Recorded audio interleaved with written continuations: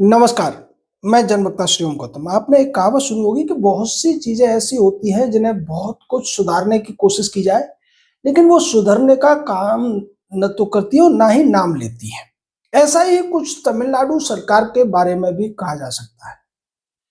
तमिलनाडु सरकार अपने कारनामों के लिए बहुत ज्यादा कुख्यात हो चुकी है और इसको लेकर मद्रास हाई कोर्ट की तरफ से बार-बार उनको डांटा जाता है, उनके खिलाफ टिप्पणियां की जाती हैं, लेकिन तमिलनाडु सरकार सुधरने का नाम ही नहीं ले रही है। ताजा मामला है कि एक व्यक्ति की व्यक्तिगत स्वतंत्रता को लेकर मद्रास हाई कोर्ट ने बड़ी टिप्पणी की है तमिलनाडु सरकार के खिलाफ। ये मामला था जस्टिस सुब्रमण्यम और जस्टिस धनवल की अदालत में और यहाँ पर फ्रीडम ऑफ एक्सप्रेशन का मुद्दा उठाया गया था, इलीगल डिटेंशन का मुद्दा उठाया गया था। एक तरफ तमिलनाडु सरकार का उप मुख्यमंत्री सनातन के खिलाफ बोलता है और सुप्रीम कोर्ट में राहत मांगता है फ्रीडम ऑफ एक्सप्रेशन के नाम पर। दूसरी तरफ यही सरकार है कि एक ही व्यक्ति को, जो कि यूट्यूब का इन्फ्लुएंसर है या फिर यूट्यूब जर्नलिस्ट उसको आप बोल सकते हैं, उसको लगातार 8-10 बार फ्रीडम ऑफ एक्सप्रेशन के बावजूद बार-बार जेल में डाल दिया जाता है। और इस बार जब उसकी माताजी अपने बेटे के मामले को लेकर हाई कोर्ट पहुंची तो हाई कोर्ट ने साफ तौर पर बहुत ज्यादा सख्त टिप्पणी करते हुए इस यूट्यूब जर्नलिस्ट को इंटरिम बेल दे दी है। मामला है सुबुक्कू मीडिया को लेकर। सुबुक्कू एक तमिल शब्द है और इसका अर्थ होता है चाबुक। ये जो पत्रकार, आप इसे कह सकते हैं कि युवा है, ये लगातार तमिलनाडु सरकार के गलत कामों के खिलाफ आवाज उठाता रहा है, लोगों को जानकारियां पहुंचाता रहा है और इसकी वजह से तमिलनाडु सरकार इसके पीछे पड़ी हुई है। बार बार इसको किसी न किसी केस में फंसाकर अंदर कर दिया जाता है, वो जमानत लेकर बाहर आता है, फिर से उसको अंदर कर दिया जाता है, उसके चैनल को बैन कर दिया जाता है, उसको धमकाने की कोशिश की जाती है। ताजा मामले में भी उसको जेल में डाल दिया गया था, उसको प्रताड़ित किया गया था और यहाँ तक कि उसकी माता ने याचिका में ये आरोप लगाए थे कि उसको चूंकि हार्ट की प्रॉब्लम है, उसको स्टेंट पड़े हुए हैं, उसको डायबिटीज की प्रॉब्लम है, उसको सही तरीके से दवाएं भी नहीं ली जाने दी जा रही हैं। मामले की सुनवाई करते हुए जस्टिस सुब्रमण्यम की पीठ ने, कोर्ट जो सुनवाई कर रही थी, उसने सरकार से पूछा कि क्या कोई व्यक्ति अगर आपके खिलाफ बोलता है, आपके खिलाफ आवाज उठाता है, जनता में आपके खिलाफ जानकारियां देता है, तो आप उसको इस तरीके से प्रताड़ित करने का अधिकार रखते हैं? क्या आप इस तरीके से कानून का दुरुपयोग कर सकते हैं? कानून की प्रक्रिया का दुरुपयोग करके उस व्यक्ति को प्रताड़ित कर सकते हैं, उसको उसके जीवन के अधिकार से भी वंचित करने की कोशिश कर सकते हैं? और अगर वो व्यक्ति बीमार है तो क्या आप उसे दवाएं भी नहीं लेने देंगे? ये बहुत बड़ा सवाल है और ये सवाल केवल डीएमके की सरकार से नहीं है, ये सवाल तो इंडी अलायंस से भी हो जाता है, जो जगह जगह ये मुद्दा उठाने की कोशिश करते हैं कि केंद्र सरकार के रहते हुए देश में अभिव्यक्ति की आजादी को कुचला जा रहा है। और केवल देश में ही नहीं, राहुल गांधी टाइप के तो बचकाने नेता विदेशों में जाकर ये कहने की कोशिश करते हैं कि लोकतांत्रिक संस्थाओं को दबाव में लाकर कुचलने की कोशिश की जा रही है। लेकिन उनको तमिलनाडु सरकार का ये जो एक दमन चक्र है वो दिखाई नहीं देता है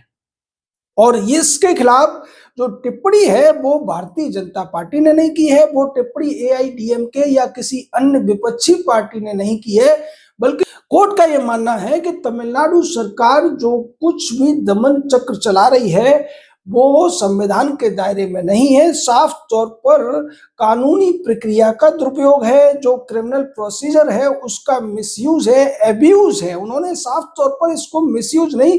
एब्यूज कहा है, जो कि एक तरीके से तमिलनाडु सरकार पर चाबुक ही है,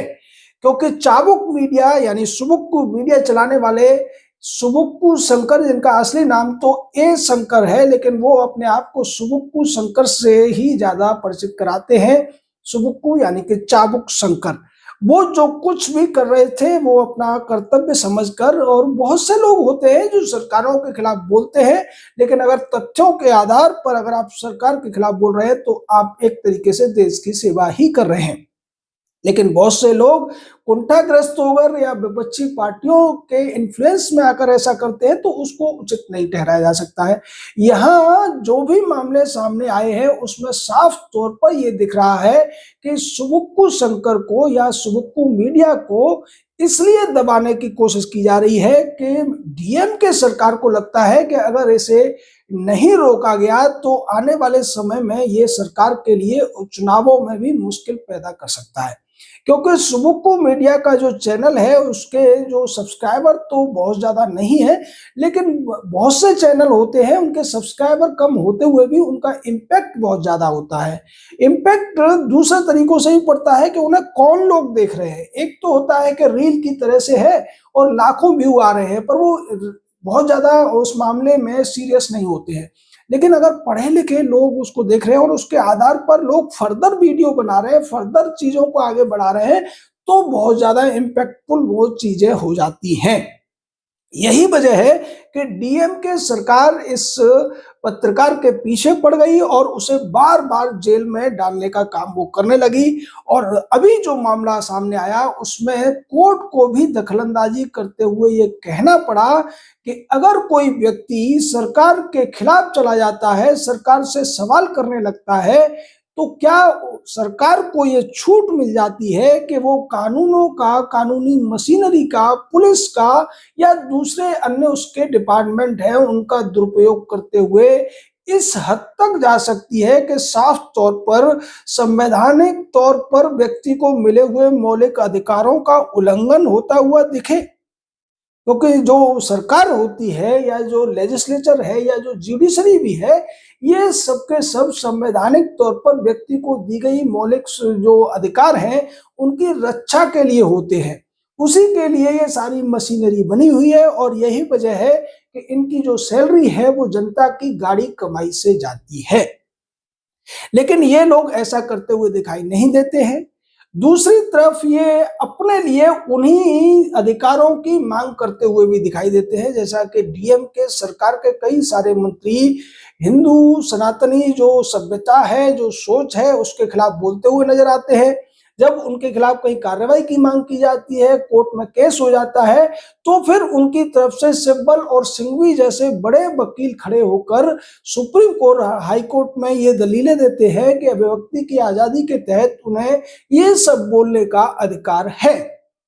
लेकिन हमारे देश का जो संविधान है, ये अधिकार जो दिए गए हैं वो केवल नेताओं के लिए आरक्षित नहीं करता है। ये जो अभिव्यक्ति की स्वतंत्रता का अधिकार है वो अगर एक नेता को भी है, एक मंत्री को भी है, एक मुख्यमंत्री को भी है,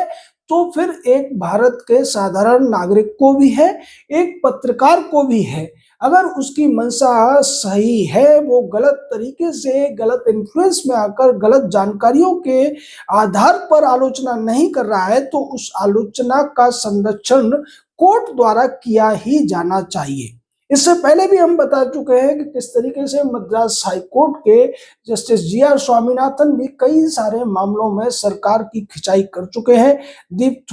का जो मामला था, जो तिरुपरंकुंद्रम की जो पहाड़ी पर एक दीप ज्योति को जलाने का, उसमें भी देखने को मिला था कि मद्रास सरकार की जो नीति थी वो बिल्कुल गलत थी और कोर्ट की अवमानना तक का केस उस मामले में दायर हुआ था। यहाँ भी अगर मद्रास हाई कोर्ट के इस पूरे में जो आदेश हुआ है, जो डांट उन्होंने लगाई है, उसको सरकार नहीं मानती है, तो फिर उनके खिलाफ कंटेम्प्ट ऑफ कोर्ट की कार्रवाई भी हो सकती है। लेकिन जो टिप्पणियां की गई हैं वो इतनी ज्यादा सख्त है कि अगर कोई दूसरी सरकार होगी तो उस पर इसे शर्मिंदगी महसूस होगी। लेकिन ऐसा लगता है कि डीएमके सरकार को कोई इस पूरे मामले में शर्मिंदगी नहीं दिखेगी। और दूसरी तरफ वो लोग जो अपने आप को पत्रकारिता के बहुत बड़े पैरोकार बताते हैं, झंडावरदार बताते हैं, वो लोग भी इस पूरे मामले में चुप हैं, क्योंकि यहाँ पर जिस सरकार के खिलाफ टिप्पणी की गई है वो उन्हीं के कम्युनिस्ट और कांग्रेसी ग्रुप से आती है, इंडी अलायंस से आती है। अगर ऐसी कोई टिप्पणी बीजेपी सरकार के खिलाफ की गई होती तो अब तक सड़कों पर हंगामे हो रहे होते, टीवी में डिबेट हो रही थी, अखबारों में भी बड़े-बड़े आर्टिकल लिखे जा रहे होते और तमाम जो पत्रकारिता की संस्थाएं हैं वो भी इस पर अपनी राय देती हुई दिखाई दे रही होती। लेकिन इस मामले में चूंकि डीएमके सरकार के खिलाफ फैसला आया है, डीएमके सरकार पर सख्त टिप्पणी की गई है, उनकी जो नीति है, उनका जो प्रोसीजरल मिसयूज ऑफ लॉ है, उस पर सवाल उठाए गए हैं, तो इसकी चर्चा कहीं भी होती हुई दिखाई नहीं दे रही है। इस मामले को आप ये भी कह सकते हैं कि मद्रास हाई कोर्ट ने बहुत बड़ा चाबुक चला दिया है। चाबुक इन द सेंस कि जो सुबुक्कू मीडिया यानी कि चाबुक मीडिया को इस मामले में राहत दी गई है, सुबुक्कू शंकर को राहत दी गई है और साथ ही साथ डीएमके सरकार को उसकी सीमाएं भी बताई गई हैं। मद्रास हाईकोर्ट लगातार मामलों में ये साफ करने की कोशिश कर रहा है कि उनका जो काम संविधान के द्वारा उन्हें दिया गया है यानी कि नागरिकों के संरक्षण का काम, वो उसे करते रहेंगे और जो डीएमके की सरकार है, स्टालिन की सरकार है, उसकी जन विरोधी नीतियों के लिए वो न्याय के पक्ष में खड़े होते हुए दिखाई देंगे।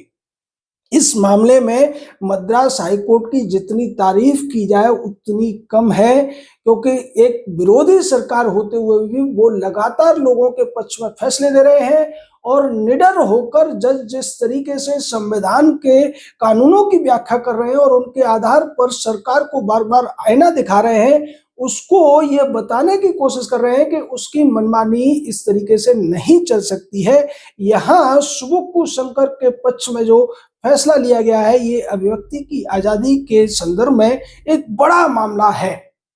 लेकिन इस पर चर्चा इसलिए नहीं हो रही है क्योंकि जो ये प्रपंचकारी ग्रुप है जो कि एंटी इंडिया फोर्सेस को ज्यादा पक्ष लेता है, इस तरीके के जो लोग मोदी सरकार को, देश को बदनाम करने की पत्रकारिता करते हैं, उनके पक्ष में खड़ा होता है और यहाँ जो व्यक्ति है वो सच्ची बात उठाता हुआ दिख रहा है और उससे जो डीएमके सरकार है वो फंसती हुई नजर आ रही है। इसलिए रवीश कुमार टाइप के, अजीत अंजुम या पुण्यभूषण टाइप के जो तथाकथित पत्रकार रूपी प्रपंचकार हैं, वो इस मामले पर चुप्पी साधे हुए हैं। आपका इस पूरे मामले पर क्या कहना है? आपकी क्या राय है? हमें बताइए, हमारे साथ जुड़े रहिए। जय हिंद।